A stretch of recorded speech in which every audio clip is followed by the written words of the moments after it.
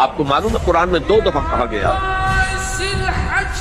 یوم یفر المرء من اخیہ وامہ وابیہ وصاحبتہ وبنیہ، جس دن بھاگے گا انسان اپنے بھائی سے بھی اور اپنی ماں سے بھی اور اپنے باپ سے بھی اور اپنی بیوی سے بھی اور اپنی اولاد سے بھی۔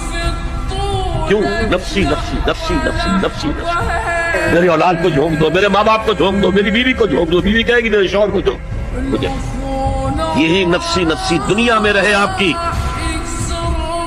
مجھے اپنے آپ کو بچانا ہے سب سے پہلے، اور پھر مجھے اپنے سب سے پہلے آل اولاد کو بچانا ہے۔